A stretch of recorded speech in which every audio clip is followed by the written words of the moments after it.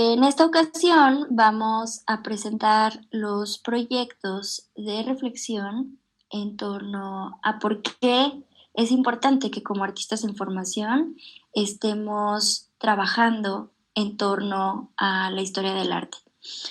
Tenemos una serie de escritos, textos, reflexiones, análisis que cada uno de los compañeras y compañeros de la clase de historia en torno al siglo XVIII y siglo XIX van a compartir hoy con nosotros. Vamos a presentar como primer participante de este círculo de lectura, así nos vamos a referir a esta dinámica. Vamos a presentar a Emanuel.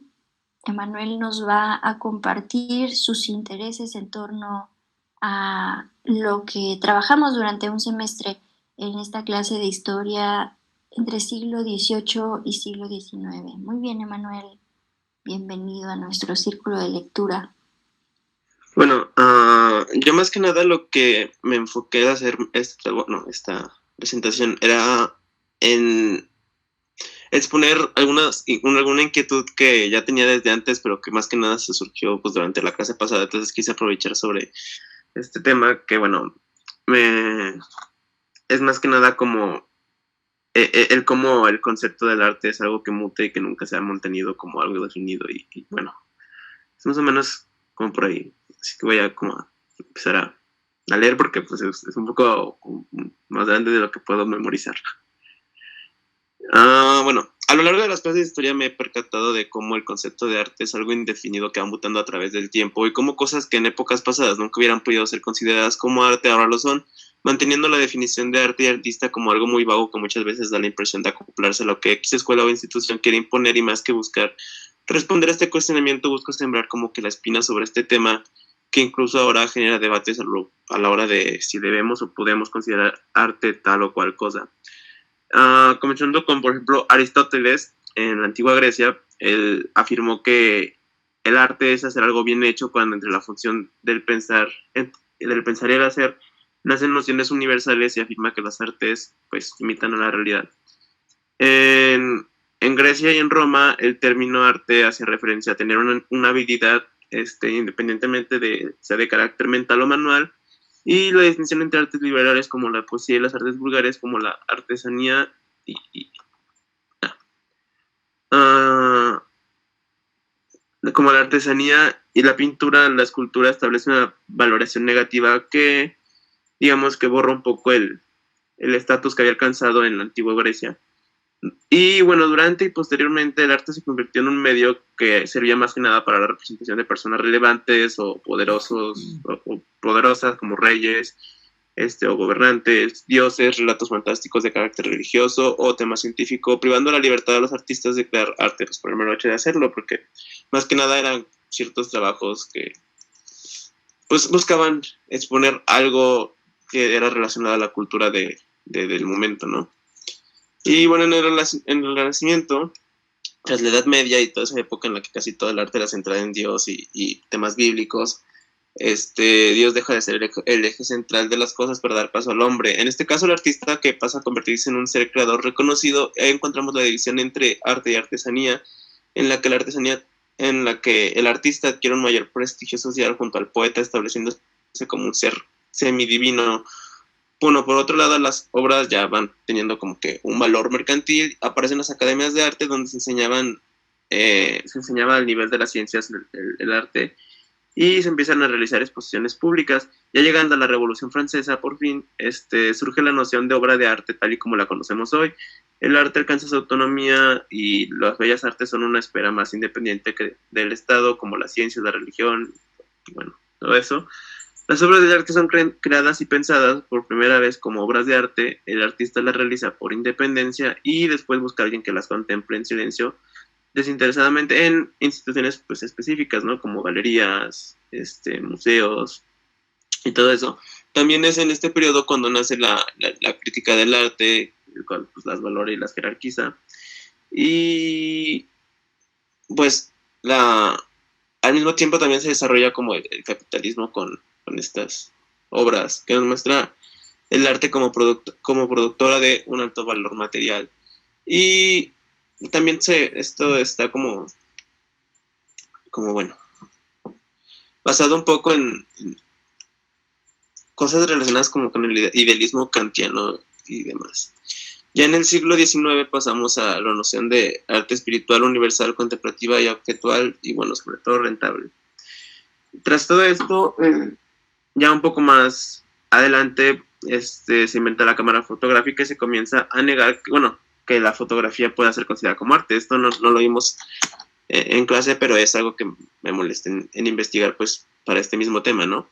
En cómo, cuando llega la llegada de la cámara y de la fotografía, en un principio se empieza a negar que esto pueda ser considerado como arte, y bueno, pues ya sabemos cómo acabó esto, y esto también pasó con el principio del cine, cuando el cine apenas apenas estaba comenzando, pues era un medio al que no se le veía futuro, pero con el pasar del tiempo descubrimos su valor. Ceñidos a esto, hoy en día se discute de igual manera sobre si X o Y medio puede entrar en la categoría de arte, pero pues visto lo visto, ¿cómo podemos iniciar una discusión al respecto de si algo puede ser considerado o no arte? Es que ni siquiera podemos tener una definición clara de lo que es eso, ¿no? O sea, ¿cómo podemos entrar en esta temática? Pues si realmente no hay una definición clara, pues este concepto siempre va cambiando.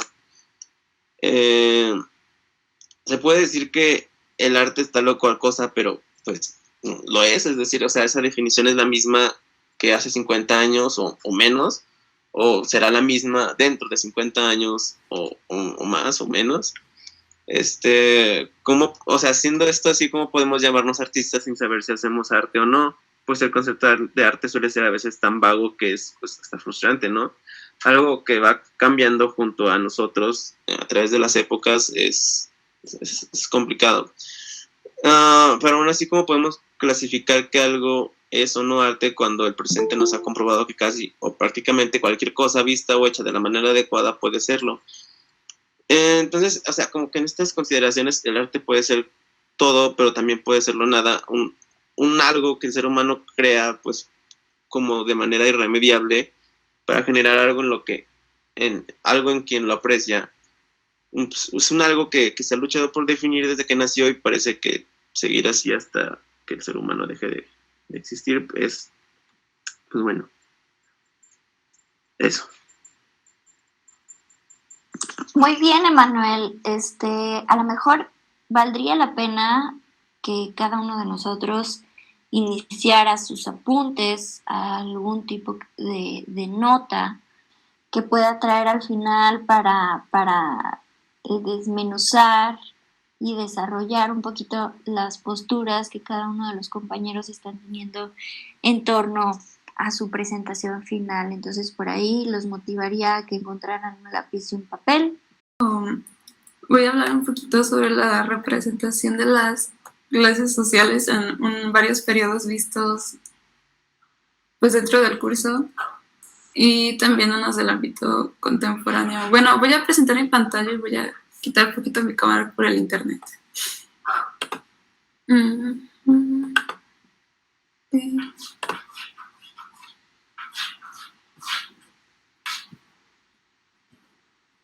Ok, me avisan si estoy en presentación.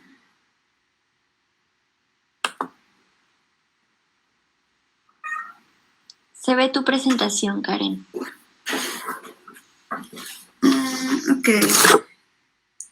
Bueno, yo me extendí un poquito, pero voy a tratar de decirlo pues un poco rápido para que no sea tan largo. Y bueno, comenzando con el primer tema que vimos en el curso, que es el rococó. Y creo que pues en relación a lo que quiero decir puede ser de los más importantes, que como vimos en clase son principalmente estas representaciones pictóricas de personajes muy elegantes que se mueven en su entorno social y que nos muestran cómo era su estilo de vida. Y aquí, por ejemplo, tenemos la pintura de María Antonieta con sus hijos. Y pues es como, bueno, estoy mostrando un ejemplo de una parte del rococó que era mostrar esos personajes que pueden estar solos o con sus familias, están rodeados de sus pertenencias, sus propiedades, para mostrar de alguna forma su, podría decirse, superioridad. Y otro ejemplo es de este tipo de retratos, que bueno, este ya es de Inglaterra, que bueno, aquí es donde la iglesia deja de patrocinar el arte, así que los artistas tienen que hacer sus pinturas de la nobleza, de la burguesía. Y aquí tenemos esta pintura que también vimos en clase, la señora y la señora Andrews. Y pues aquí vemos un medio feliz matrimonio, también rodeado de sus tierras y pues podría entenderse igual que con el ejemplo anterior. Y ahora un ejemplo actual, que es de una pintura de una serie de televisión de aquí de México, que se llama La Casa de las Flores. Y bueno, no sé si la vieron. Puede que la técnica pictórica sea diferente a los dos ejemplos anteriores, pero yo creo que la función es la misma, porque si vieron la serie, esta es una familia muy adinerada que vive en una casa inmensa. Y no sé, acaso estaba pensando que si acaso el uso de la pintura sigue siendo como un reflejo de tu clase social, que el tener un retrato de tu familia vistiendo ropa muy elegante dentro de tu casa te puede dar el mismo efecto, bueno, socialmente hablando, de superioridad, que no sé, como que acaso la pintura sigue siendo, por así decirlo, esclava de las clases altas, aún después de tantos avances y periodos después. Y bueno, sigo reflexionando con esto en el siguiente ejemplo, que es de España, de Huesa, bueno, es de Goya, también creo que la vimos en la clase. Y de nuevo representando a la clase alta, pues es la familia real.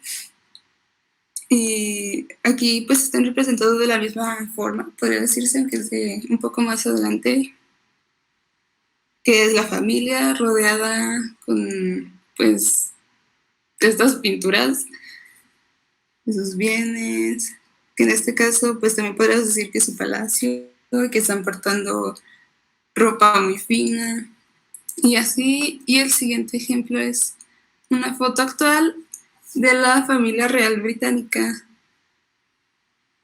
en algún tipo de evento navideño. Y pues comparando esta representación de la realeza con la anterior, pues puedo ver pocas diferencias. Podría ser que aparte de que aparece como parte del personal y que se muestran haciendo una actividad normalmente llamaríamos cotidiana, porque creo que en el evento estaban como preparando algo en esas cosas que están en la mesa. Pero aún así en esta foto se sigue mostrando con sus ropas muy elegantes, con un árbol navideño muy grande y también dentro del palacio. Así que creo que las representaciones de las familias reales siguen siendo las mismas aún después de tanto tiempo, solo que en la segunda se quieren mostrar haciendo actividades cotidianas, pero no así siendo rodeados por su riqueza. Bueno, esta ya es la última parte. Aquí puse una pintura que vimos recientemente, que es Olimpia de Manet. Y bueno, aquí en esta parte quiero enfocarme en la mujer de la derecha, que podríamos decir que es su doncella. Y pues bueno, quiero tomar de referencia un libro que Cosa nos mandó hace como 2 semanas, de Black Exotic, no me acuerdo el nombre del libro, en el que se menciona que los europeos pintaban a las personas negras como temáticas de agresión o servidumbre, como pues vemos en este ejemplo, ¿no? Y después, luego de la conquista de Argelia, muchos artistas europeos fueron al norte de África y con esto comenzaron a representar a Oriente de forma más variada. Y pues en algunos casos eran considerados como objetos de belleza, así que en sus pinturas los usaban, pero como decoración. Y pues con esto quiero ir a la última imagen, que es un ejemplo actual. Bueno, aquí no le puse nombre porque no supe quién era. Creo que es una influencer mexicana, pero tendría que confirmarlo. Y pues bueno, aquí yo sigo insistiendo en que ahora, siendo no europeos, pues las clases altas siguen usando a las demás personas como decoración, como acá. Pero, ¿pero para qué? Pues no sé, puede que sea porque creen, no sé, se sienten que les da mayor estatus al que creen que tienen, o que esta acción puede darles como un aire de superioridad.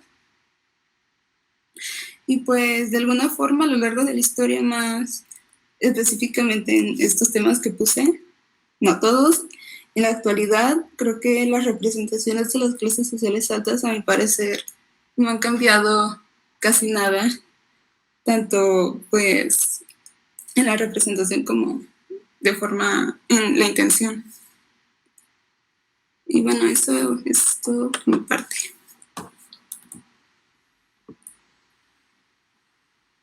Muy bien, Karen, muchas gracias. Entonces, pensando, me situé en la inquietud más grande que tuve en este semestre, que fue la insistencia de la pintura. Obviamente estamos en un periodo de la historia donde todavía la pintura es parte de, ¿no? Y es algo importante dentro del arte.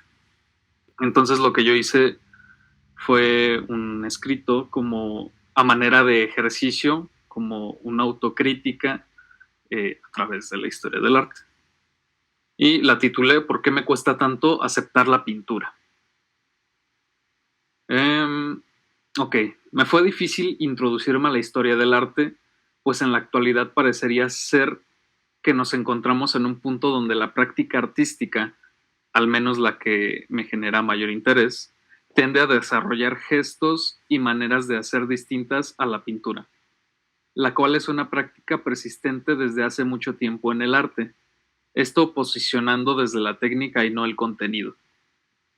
Con esto quiero decir que si me enfoco en una pintura, y por poner un ejemplo actual, el arte sonoro, técnicamente tenemos diferencias bastante marcadas.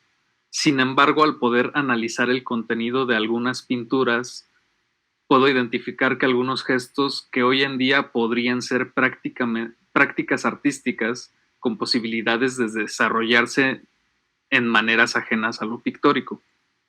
Es más, podría decir que hasta hoy en día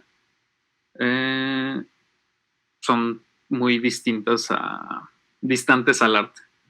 Algunos ejemplos de esto son las pinturas de Jean-Simon Chardin, quien creó cuadros con escenas calmadas, donde se alcanza a percibir una quietud de la acción retratada.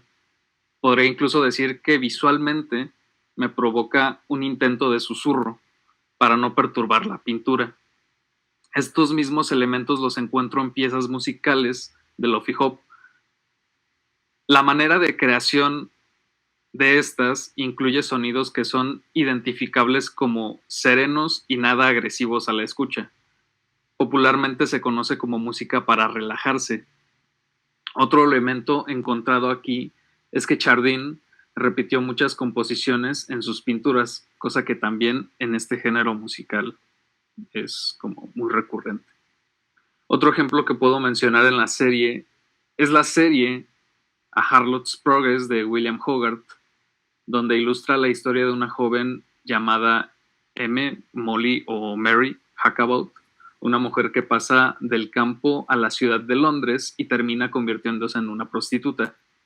Esta historia me recuerda a la historia cliché mexicana, telenovelera donde el personaje de pueblo o provincia se va a la capital para poder conseguir una supuesta mejor vida, pero se encuentra en una situación totalmente contraria o hasta peor, todo generado por el entorno nuevo al que se intenta adaptar. Por eso me refiero a que en el arte de antes podría hoy en día adaptarse a prácticas que no necesariamente son arte. Con estos ejemplos tengo más claro mi acercamiento con la pintura, no como una práctica artística, sino como un medio. Ya se ha hablado de por qué todo puede ser un medio para el arte, desde el registro o la acción, por mencionar algo. El parámetro es amplio, pero al mismo tiempo genera un conflicto para decidir o someter a juicio qué es arte y qué no, o si es necesario que lleve el título de arte para poder ser validado, si es necesario tener relación con el pasado para que se reconozca, porque también creo que una pintura puede tener su propio valor siendo únicamente una pintura y no específicamente arte. Así como muchos memes llegan a tener impacto cultural, no necesitan ser reconocidos como algo más que un meme, ¿no? Para que su impacto sea válido. El eterno círculo de las corrientes que se oponen a lo establecido también es un factor a considerar, pues no hay duda de que muchas de las prácticas realizadas en sus inicios fueron la oposición o la búsqueda de algo diferente a lo que ya estaba establecido. Pero una vez las bases son sentadas, se comparte el conocimiento, se valida por un grupo y termina convirtiéndose en el ahora de su tiempo, lo cual mueve a la siguiente generación a oponerse, cansarse o simplemente con ganas de hacer algo más. Para plantear la siguiente etapa de la forma de hacer.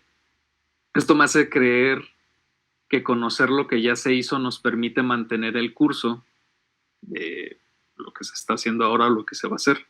Aunque históricamente sabemos que en muchas ocasiones se volvió al pasado para recuperar o preservar lo que ya existió, o hasta saber si algo cambió.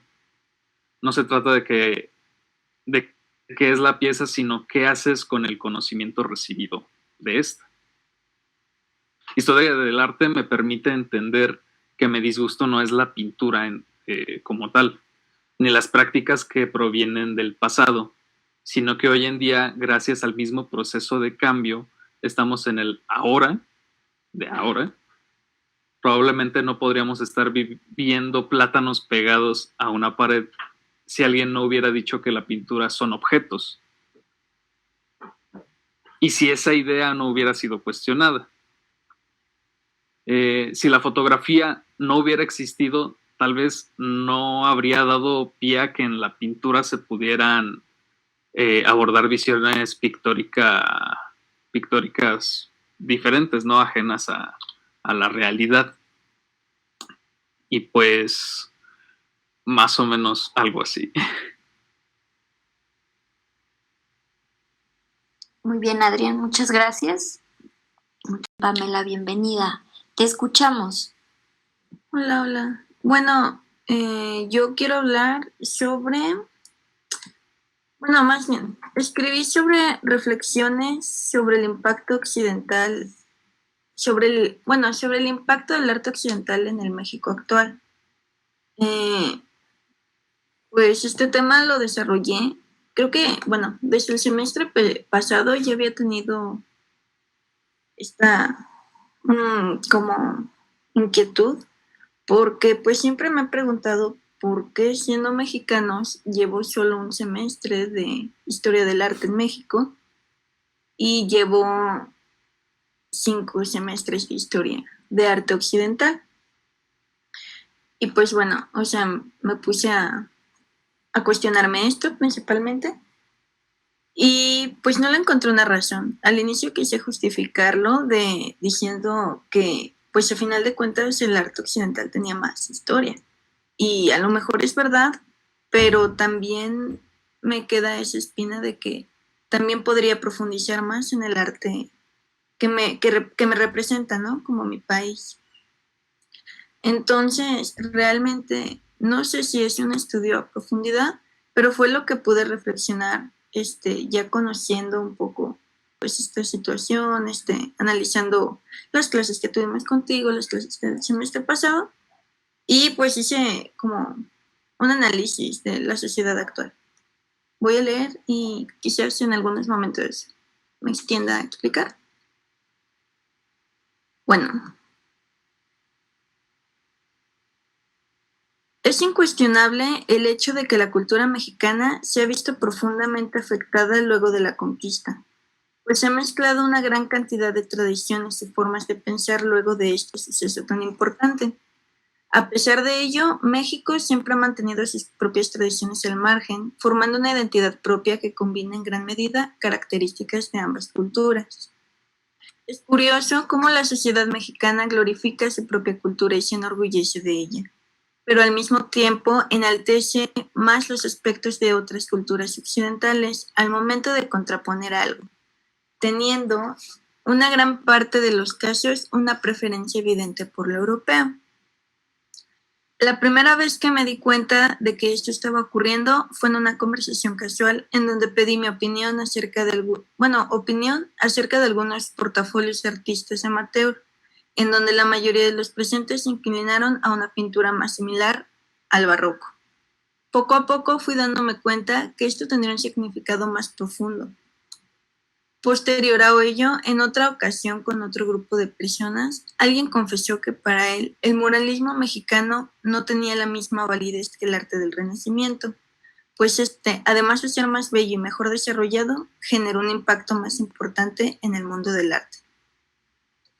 Pero ¿eso es cierto? Al inicio pensé en la desinformación que tenemos en cuanto al arte mexicano y la poca difusión que se le brinda a todo aquel estilo que realmente representa los movimientos del país, pues si le preguntas a una persona promedio, solo reconocerá a Frida Kahlo y a Diego Rivera. Reconocerán la pintura de los Alcatraces y los autorretratos de Kahlo, pero no sabrán el movimiento al que pertenecieron ni el valor de su discurso. Y aunque realmente es un aspecto considerable y que indudablemente afecta, creo que hay algo más. Aquí me voy a meter un poco al tema del rococó, que creo que fue el primer tema o segundo que vimos contigo, cosa. Entonces, pues bueno. Después pensé en la moda. Un lugar muy próximo y muy alejado del arte al mismo tiempo, en donde la preferencia siempre se irá a lo popular, y junto con la moda pensé bastante en el rococó. Y es que el México de ahora y el mundo en general se está viviendo una era bastante similar a la del rococó, apoyada en la necesidad de mostrar elegancia, estilos de vida y autorretratos, sobre todo en redes sociales como Instagram, convirtiéndose entonces en los nuevos salones y pasillos para mostrar aquellas pinturas que actualmente son fotografías.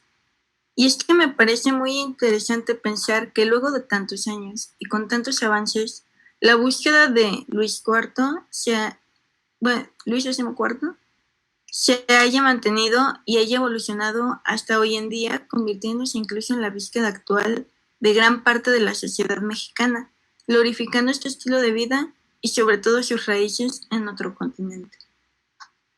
Y es así como llegué a la conclusión de que el hecho de que los mexicanos comunes prefieran mucho más este arte, de donde provienen las reglas y el ejemplo de la opulencia que buscan, lo que fungió como ejemplo de todo este refinado modo de vida, al arte de su propio país, el cual habla justamente de lo humilde, de lo rebelde, y en donde el significado de la obra toma más importancia que su nivel estético, y en el que irónicamente la estética tiene en gran parte de los casos en contraposición a lo que se busca y buscaba en Europa. Sin contar, claro, el poco impulso por parte de las instituciones a la apreciación común del arte tradicional mexicano, dejándome con la inquietud de qué pasos se deberían seguir para afrontar esta situación malinchista que ha afectado desde hace siglos y décadas a México. Pues bueno, eso fue lo que traté. Me parece importante también lo que mencionó Karen, del significado que se le da como a tu nivel económico dentro de la pintura, porque creo que es donde más se puede apreciar el momento de bueno, de yo hacer una retroalimentación del tema y también me hace cuestionarme eso, ¿no? Si realmente a los mexicanos lo que les gusta más no es la moda, o tal vez sí, pero justamente por ese tema, ¿no? Porque representa un estatus social más alto y a lo mejor el autoestima general de la figura del mexicano, pues sí, de nuestra pertenencia es demasiado baja como para preferir siempre, ¿no? Otro continente. Y también se me hace, pues, algo triste al mismo tiempo, que cuando tú hablas con alguien que en muchas ocasiones puede dárselas de, pues sí, como de saber mucho de arte, siempre se va a enfocar en el Renacimiento, en el Barroco, en el Neoclásico, y pues realmente no se concentran mucho en el arte que aquí nos representa, en el mexicano. Y creo que es algo que yo tomaría que retomaría para tratar tal vez en mi discurso más adelante. Y pues me gustaría seguir con esta investigación a futuro, pero pues hasta ahora es en lo que me puse a reflexionar. Gracias. Lo lanzo con una pregunta de introducción y es ¿la evolución del arte o del artista? Y para poder como darle entrada a todo esto, hago una pequeña recapitulación de lo que hemos estado viendo para contextualizar a las personas que nos escuchen posteriormente. Y comienza más o menos así. He observado la modificación del arte en diferentes etapas, pero por lo regular cambia de la saturación hasta la simplificación de elementos. Así que comenzaremos hablando del barroco, ya que su principal finalidad es la de impresionar a través de lo difícil y artificioso en su composición. Un claro ejemplo son las Meninas de Velázquez. En esta obra notamos el interés del pintor por capturar la mayor cantidad de detalles posibles en su entorno, incluso su innovadora propuesta de autorretratarse. Posteriormente deviene el rococó, no tan alejado del barroco, pues seguían siendo representaciones saturadas con tonos pastelosos, pero ahora se pintaba con frivolidad. Incluso para esa etapa me atrevo a decir que la mayoría de las pinturas tenían un doble sentido, ya que los desnudos femeninos abundaban y las situaciones embarazosas entre parejas estaban a la orden del día, además de que se buscaba dejar claro la posición social del solicitante. Aquí hablaremos de Jean-Honor Fragonard y los felices azares del columpio, cuya pintura fue hecha por encargo y claramente podemos apreciar todos los elementos descritos anteriormente. E intuyo que aquí el artista se hacía a la palabra del Micenas. En el neoclasicismo miré directo a mencionar a Jean-Louis David y la pintura de los Horacios, donde el artista tenía la necesidad de visibilizar conflictos políticos sociales y sus representaciones eran menos ostentosas y más directas con el mensaje, pero también se veía arrastrado a pintar para Napoleón. Y en este sentido pienso que todos los artistas al hacer pinturas por encargo pierden un poquito de sí mismos. Continuaré con el romanticismo, inundado de sentimiento y emoción. Aquí el artista buscaba el concepto sobre el cual construiría su obra, y me refiero a que primero tenían que analizar el sentimiento que experimentaban y después plasmarlo, o bien el sentimiento que querían provocar en el espectador para después llevar a cabo su creación. Y para ello, algunos autores recurrieron al paisaje, como Friedrich, que pintó el caminante sobre un mar de nubes al sentirse vulnerable ante la inmensa naturaleza. Por último, falta mencionar el impresionismo, cuyo movimiento se destaca por las pinceladas sueltas, difusas y una sensación de suciedad. Cabe resaltar que, aunque parecían descuidadas, conservaban un sentido de luz y sombra que les daba un nivel alto de realismo. Tal es el caso de Pierre-Auguste Renoir, que con tan solo algunas pinceladas detrás de sus personajes principales, logra la ilusión de más personas al fondo en la pintura de los hermosos domingos de verano. Aquí podemos notar con claridad cómo se lleva a cabo la reducción de elementos y detalles dentro de las obras. Para concluir y responder a nuestra pregunta inicial, no cabe duda de que el artista y el arte evolucionarán de acuerdo a su entorno y necesidad social del momento.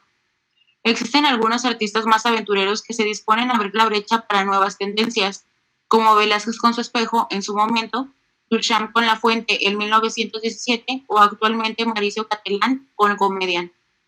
Entonces, en este caso se podría decir que el artista fue capaz de evolucionar a través de sus creaciones. Situación contraria, cuando solo sigue la tendencia porque es lo que funciona, el artista se queda rezagado sin poder evolucionar personalmente, sin poder proponer potencialmente. Voltear a ver el pasado con la responsabilidad de modificar el presente, desde mi punto de vista, es la mejor manera de tener una nostalgia constructiva, a diferencia de los que convierten esa nostalgia en una necesidad repetitiva de querer ser aquello que ya fue. El humano está en constante cambio y sus ideas también. Retomar una obra clásica para traerla al presente es un acto funcional cuando el enfoque te hace reflexionar de una forma distinta y no cuando se utiliza para juzgar erróneamente la producción contemporánea. No es necesidad solo del artista recurrir a la historia del arte para poder formarse un presente. En realidad yo creo que como seres humanos, curiosos por demás, tenemos la necesidad de saber de dónde procedemos para ilusamente descubrir hacia dónde vamos. Sorpresivamente nos encontramos en un bucle que nos lleva a los mismos parajes de prueba, error y descubrimiento. Saber de historia no es solo una necesidad, sino una responsabilidad. Esto quiere decir que la evolución del artista hará la revolución del arte. Y pues ese es mi escrito, que más o menos retoma un poquito de todo lo que ya se ha hablado hasta el momento. Muchas gracias. Muy bien, Emilio, adelante. Sí, gracias. Pues bueno, yo voy a partir desde un movimiento que en lo personal a mí fue el que más me sentí identificado, y lo irónicamente fue que era ya de los finales, entonces casi no lo pudimos abordar tanto, pero me gustó demasiado y quiero como reflexionar en parte de eso. Entonces mi tema sería el simbolismo, pero les voy a leer un poquito primero mi texto y tal vez van a entender cómo, de dónde sale todo esto, porque también he visto que en sus textos y en sus reflexiones también han partido de qué es lo que significa el arte o qué termina siendo arte. Y yo también tuve, pues sí, una conclusión así y también partí un poco de eso. Pero bueno, les voy a proceder a leer mi texto, que yo lo llamé Simbolismo, un arte codificado. El simbolismo en la historia del arte fue realmente un movimiento artístico del siglo XIX, nacido en Francia en el año de 1886. En mi opinión, creo que ha estado en cada faceta del arte, simplemente evolucionando. Básicamente, el movimiento simbolista pretendió restaurar el significado del arte, puesto que desde su punto de vista, este mismo había quedado desprovisto de significado con la revolución impresionista. El simbolismo se decanta hacia una espiritualidad frecuentemente cercana a posiciones religiosas, y místicas. La fantasía, la intimidad, la subjetividad exaltada sustituyen la pretenciosa objetividad de impresionistas y no impresionistas. El simbolismo continúa con la intención romántica de expresar a través del color y de no solo quedarse con la interpretación. Los simbolistas buscan escapar de la realidad, expresando sus sueños y visiones personales a través del color no modulado y formas planas. Como mencioné hace un momento, el movimiento simbolista planteaba una reestructuración del término arte en estos años, pero exactamente, ¿qué es el arte? Es un término o concepto muy ambiguo, que dependiendo de la época y momento histórico de cada lugar del mundo, tienen diferente definición y representación de este concepto. Si buscamos lo que significa el arte hoy en día en el buscador de Internet, nos brinda dos opciones como resultado principal. 1. Actividad en la que el hombre recrea con finalidad estética un aspecto de la realidad o un sentimiento en formas bellas, valiéndose de la materia, la imagen o el sonido. 2. Conjunto de obras que resultan de esta actividad, haciendo como las diferentes tendencias o estilos de la misma. Prácticamente es una creación necesariamente hecha por el hombre.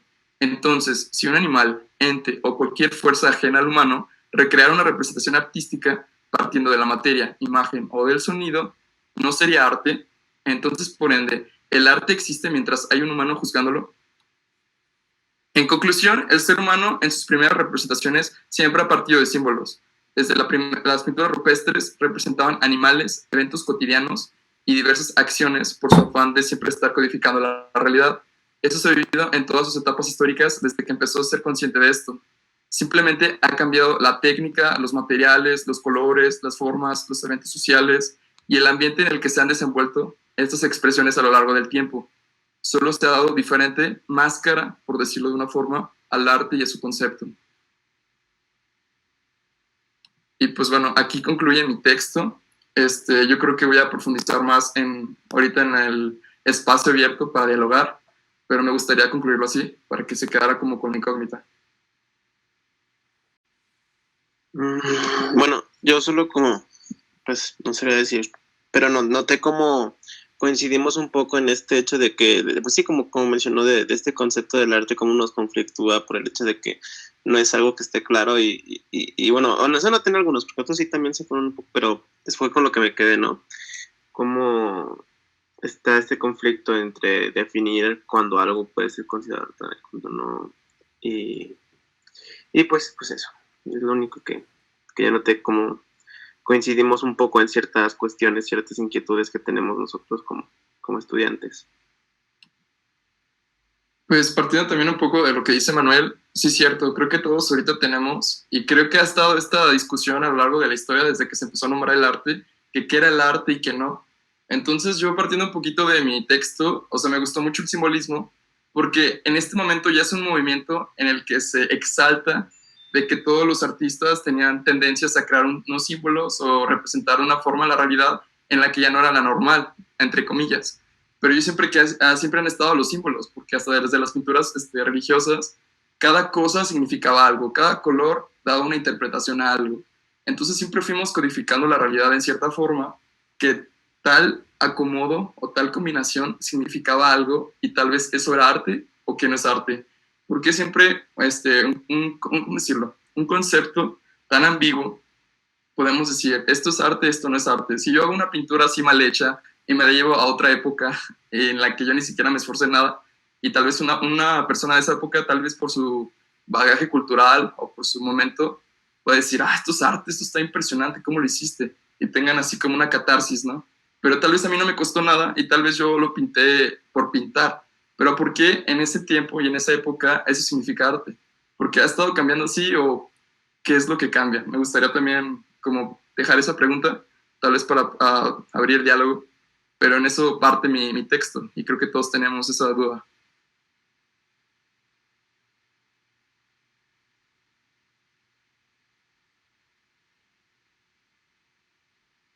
Creo que aquí también una situación que pasa es el suponer,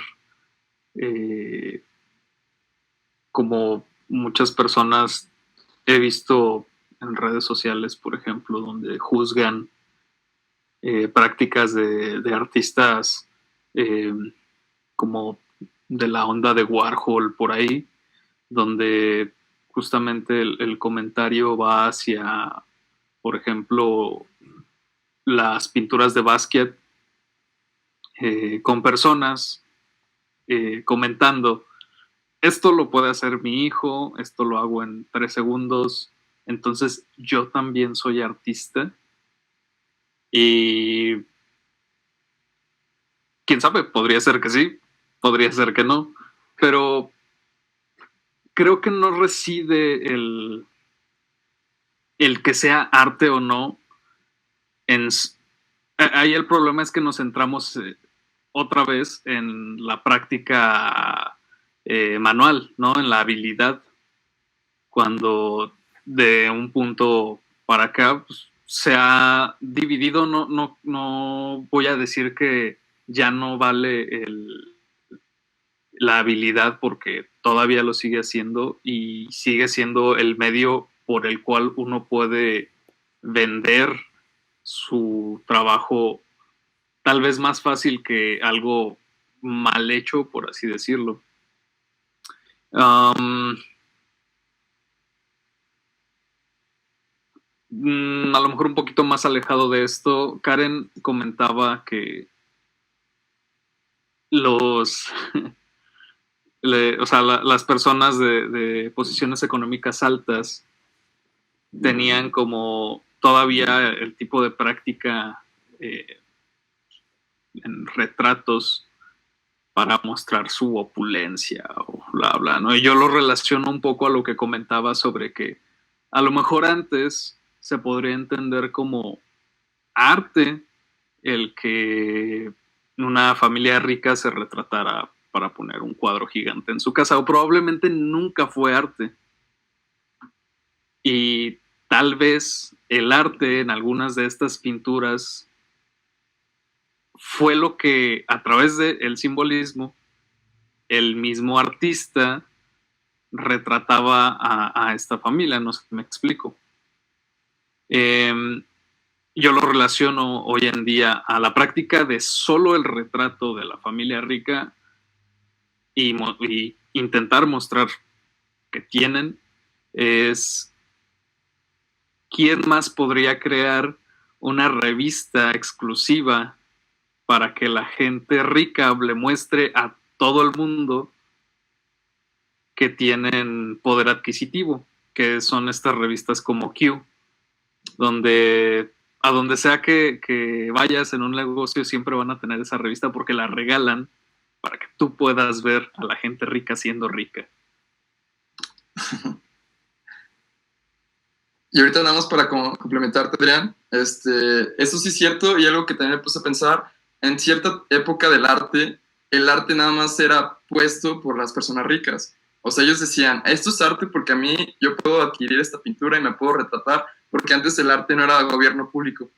Entonces ellos siempre decidían como qué era o no, porque nosotros al final, bueno, hablo por el pueblo en general, los que somos acá parte del rebaño, pues estábamos nada más a las esperas de saber qué era el arte, porque era lo único que podíamos ver. Entonces los ricos en esa época eran los que podían decidir qué era y qué no y qué mostrar.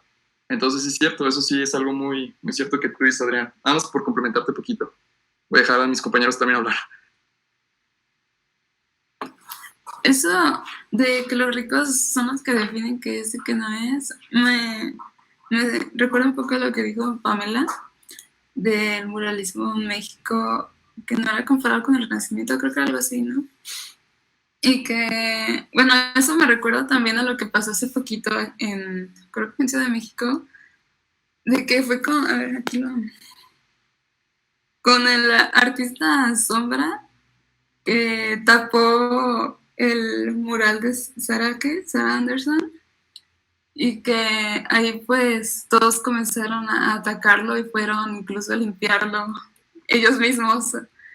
No sé, lo relaciono así de por qué tomaron que el arte de extranjero es lo que debe mostrarse más que, bueno, no sé si me explico.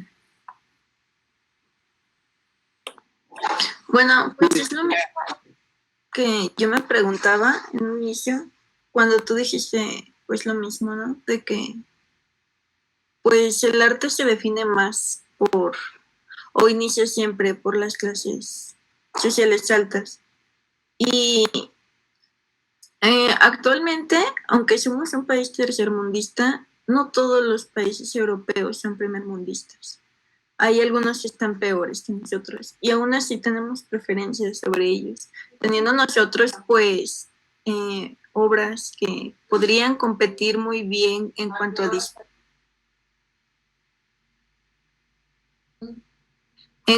discurso y otras cuestiones.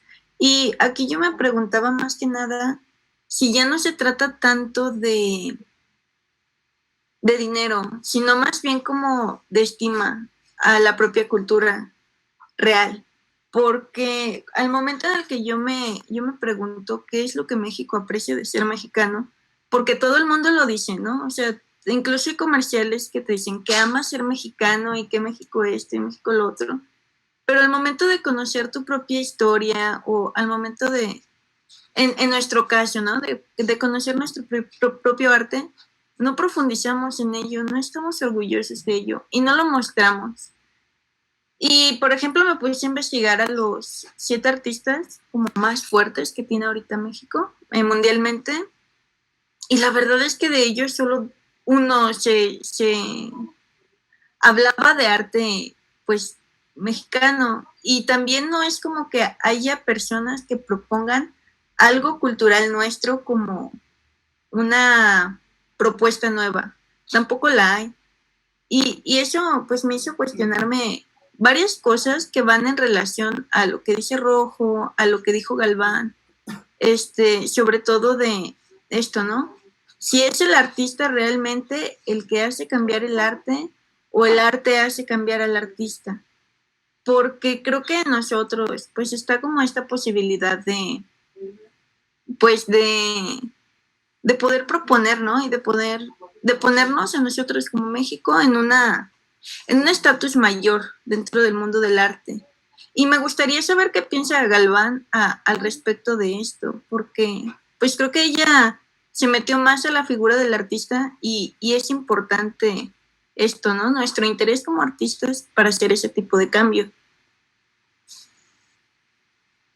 Bueno, yo en mi texto mencionaba un poquito lo de los mecenas y las pinturas por encargo, que es más o menos, o sea, los artistas necesitamos comer, ¿no? No todo el tiempo vamos a estar como pintando únicamente lo que nosotros queremos si no funciona en el momento, ¿no?